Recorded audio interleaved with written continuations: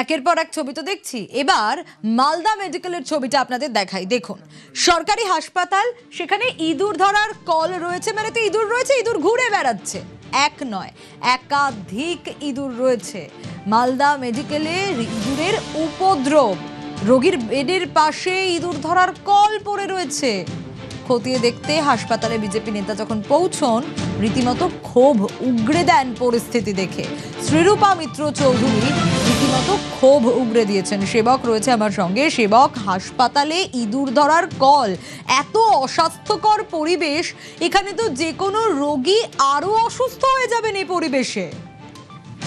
একদমই, দেখো শুনে, মালদা মেডিকেল কলেজ হাসপাতালে ইঁদুরের উপদ্রব কার্যত আতঙ্কের চেহারা নিয়েছে, এমনটা অন্তত বলছেন রোগী ও তার পরিবারের পরিজনের লোকজন। কারণ মালদা মেডিকেল কলেজে একাধিক ওয়ার্ডে মেঝেতে ঘুরে বেড়াচ্ছে, বাথরুমে ঘুরে বেড়াচ্ছে ইঁদুর। শুধু তাই নয়, রোগীর বিছানায় উঠে পড়ছে। কোনো রোগী যখন অসুস্থ অবস্থায়, ঘুমন্ত অবস্থায় থাকছে, সেই সময় শরীরে উঠে যাচ্ছে বলে অভিযোগ। মশারির তল দিয়ে ইঁদুর ঢুকে যাচ্ছে, এমনটা বলছেন রোগীর আত্মীয়রা বা চিকিৎসাধীন রোগীরা।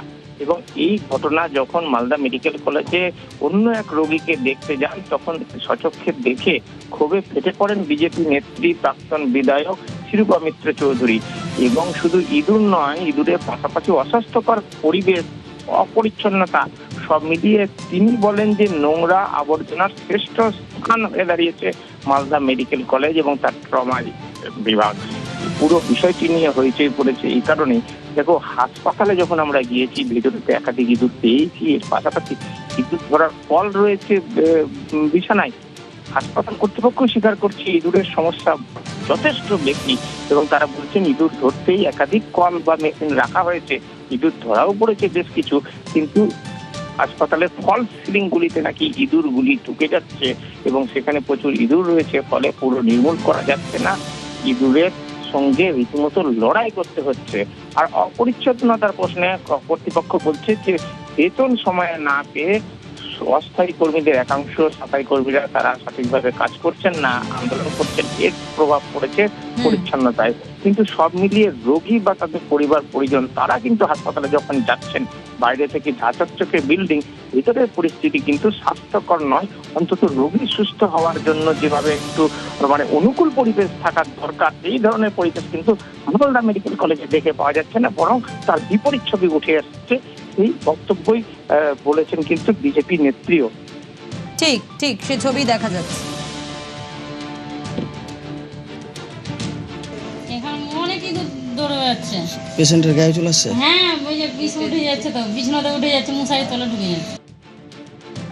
রডেন্ট হচ্ছে আমাদের প্লেগ পর্যন্ত ছড়াতে পারে। ইঁদুর মারার যন্ত্র রাখা হয়েছে, তার মানে ইঁদুর আছে ওখানে। ইঁদুর তো ছেড়ে দিন, কি নেই, জঞ্জাল এবং নোংরা আর আবর্জনার যদি একেবারে শ্রেষ্ঠ স্থান হতে পারে, তাহলে সেটা মালদা মেডিকেল কলেজের ট্রমা সেন্টার।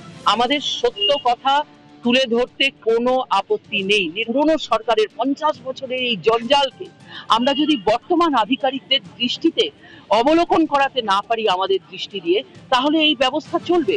আমরা এই অব্যবস্থা থেকে মুক্তি চাই। সাফাই কর্মীদের কর্মবিরতির জের বলে দাবি কর্তৃপক্ষের। ইঁদুরের উৎপাত এটা আছে এবং পেস্ট কন্ট্রোল করেছি, কিন্তু তাতেও ওদেরকে কন্ট্রোল করা যাচ্ছে না। ইঁদুর ধরার জন্য মেশিনও বেশ কিছুদিন ধরে আমরা ব্যবহার করাচ্ছি। অনেক পাইপ লাইনের সমস্যা আছে, বেশ কিছুদিন ধরে পাইপ লাইনের সমস্যাটা MSCL দেখে তাদেরকে জানিয়েছিলাম, ওরা কাজ করছিল, এবং তার সত্ত্বেও পাইপ লাইনের সমস্যাটার কাজটা এখনো ক্লিয়ার হয়নি। তাছাড়া রিসেন্ট কর্মচারীরা, আমাদের হাউসকিপিং স্টাফেরা কাজ করছে না, তারা বেতনের কিছু সমস্যা হয়েছে, সেই জন্য তারা কাজ করছে না, সেই জন্য পরিষ্কার পরিচ্ছন্ন করার একটা সমস্যা হয়ে যাচ্ছে। নিউজ ফ্ল্যাশ নিবেদন করছে সাফেদ ডিটারজেন্ট পাউডার। সাফেদ 500 গ্রাম মাত্র 42 টাকায়। अक्कड़ बक्कड़ बम्बे वो